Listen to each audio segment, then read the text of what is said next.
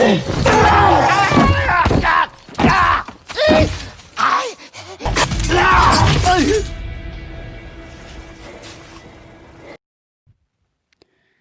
guys, kembali lagi dengan saya di akun channel Rekap Film dan rekomendasi berbagai film menarik.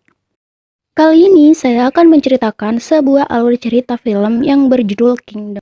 Nah, film ini sangat menarik ya guys, dan sangat direkomendasikan untuk kalian tonton. Selain film ini menarik, juga film ini sangat tidak membosankan apabila kalian menontonnya.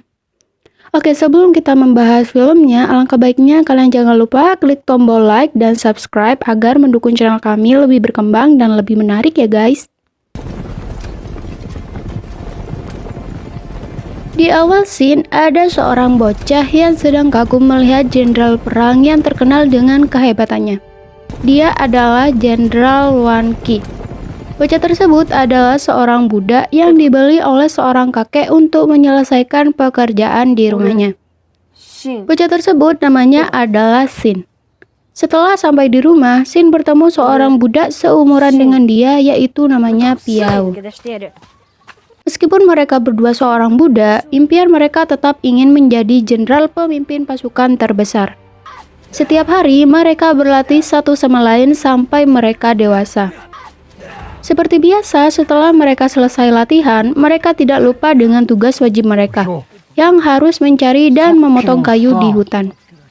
Sesampainya di rumah, Xin dan Piao melihat seorang bangsawan yang sedang berbicara dengan kakek itu.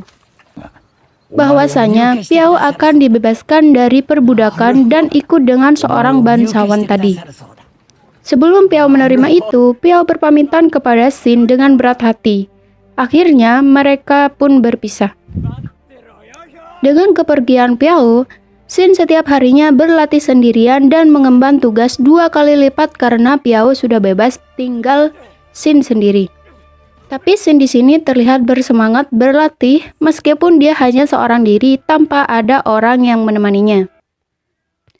Setelah sekian lama berpisah dengan sahabat kecilnya, akhirnya Piao kembali. Tapi kembalinya Piao di sini guys penuh dengan luka. Sebelum Piao mati, Piao memberikan sebuah peta kepada Xin yang menuju desa. Piao pun meninggal di tempat di mana ia tumbuh dari kecil. Xin segera bergegas menuju tempat yang ada di peta itu sambil membawa pedang milik Piao. Sebelum sampai di tempat itu, Xin bertemu dengan sekelompok orang yang ingin merampas pedang yang dibawa Xin. Tapi dengan kekuatan pedang yang Xin bawa dan sudah berlatih sejak kecil, dengan sekali pukul musuh langsung tumbang. Akhirnya Xin dengan mudah mengalahkan mereka. Oke, di sini saya jelasin saat Xin sampai ke tempat itu ya guys. Nah, sampai di tempat itu, Xin bertemu dengan seorang yang mirip Piao. Tapi di sini bukan Piao ya guys, karena Piao sudah meninggal. Yang mirip Piao adalah Raja Qing yang bernama Yang Zeng. Yang Zeng di sini bersembunyi di desa untuk menjaga-jaga kalau suatu saat ada yang menyerang kerajaan Raja Qing yang mirip dengan Piao itu. Nah, Piao di sini menggantikan Raja Zeng alias Raja Qing yang mirip dengannya itu. Karena sebab itulah Piao terbunuh. Oke, sudah jelas ya guys. Di sini mereka berperan tempat. Piao menjadi Yang Zeng dan Yang Zeng menjadi Piao.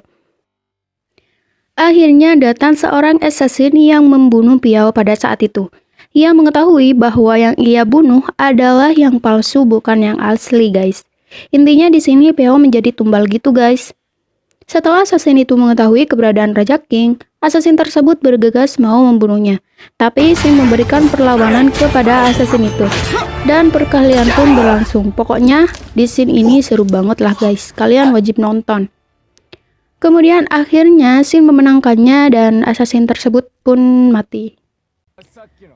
Adegan berpindah di mana sebelum Xin dan Raja Qing pergi, mereka bertemu dengan seorang wanita yang menawarkan diri untuk menunjukkan jalan pintasnya. Ia adalah Diao. Xin berpindah di mana adik Raja Qing yang telah menggantikannya terlihat sangat marah karena kakaknya masih hidup. Seketika ada seseorang yang datang, ia adalah Jenderal Qing. Yang di awal scene kalian pasti ingat kan? Kemudian Raja Qing ini membawa kepala Chang Weijun, di mana Chang Weijun di sini adalah pengikut setia dari Raja Qing. Karena Jenderal Qin berhasil membunuh salah satu pengikut Raja Qin, melihat kejadian tersebut, Shibata yaitu adik Raja Qin sedikit senang melihat Jenderal Qin yaitu jenderal terkuat bersekutu dengannya dan memberikan wilayah Chang Weijun kepada Jenderal Qin sebagai imbalannya. Setelah menyusuri perjalanan jauh, Xin, Raja Qin, dan Diao bertemu dengan pembunuh bayaran yang ingin membunuh Raja Qin.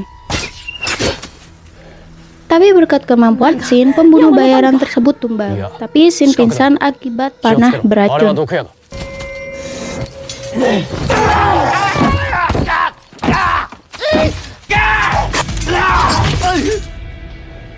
Di sini Xin masih selamat ya guys, berkat Diao yang bisa menetralkan racunnya. Ternyata Chang Weijun masih hidup. Terus kepala siapa yang dibawa oleh Jenderal Qin?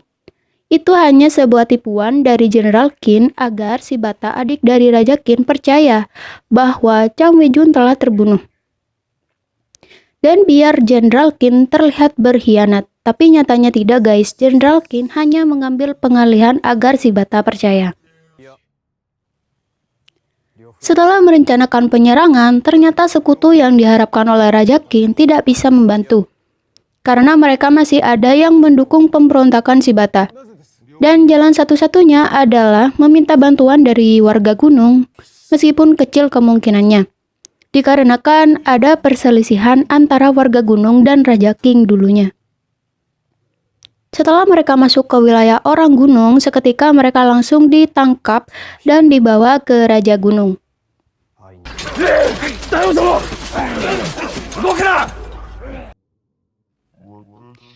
Setelah bertemu dengan Raja Gunung, akhirnya Raja Qin memperkenalkan diri.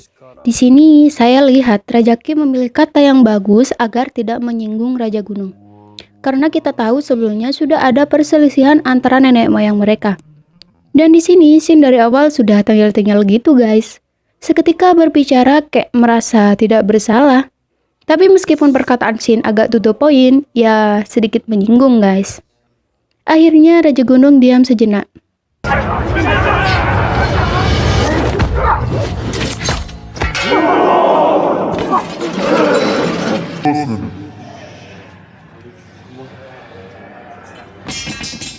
別にどうもしねえよ。要するにこいつは今困ってんだよ。力貸してくれや。 Dan menerima permintaan menjadi sekutu.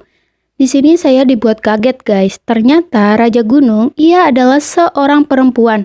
Karena dari awal dia memakai topeng dan bersuara layaknya seorang pria.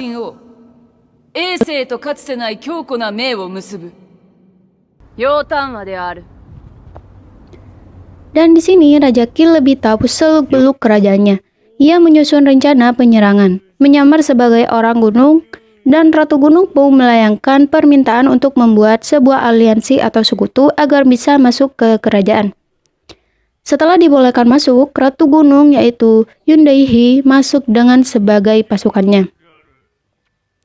Sebelum memasuki gerbang inti, para pasukan gunung diperintahkan agar tidak membawa senjata. Tapi beruntungnya Ratu Gunung masih bisa bernegosiasi sebelum aliansi tersebut diputuskan pasukannya harus membawa senjata. Dan penyerangan pun dilakukan.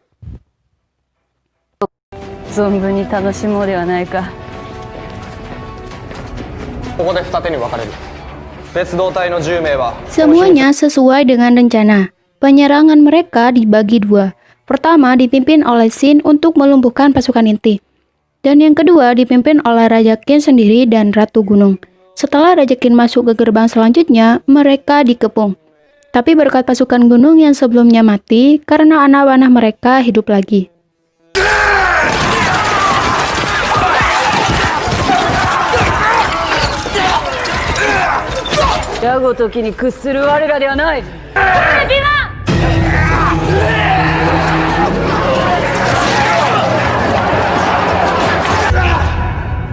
Xin pun memberikan perlawanan yang sengit dan membantai satu persatu dari mereka. Xin pun sampai duluan ke tempat di mana Shibata berada. Dan tidak berhenti di situ guys, perkelahian pun terus terjadi. Dan di sini Raja Qin kewalahan menghadapi pasukan musuh. Tapi dengan tekadnya, Raja King memberikan semangat agar pasukannya bisa bertahan sampai bantuan datang.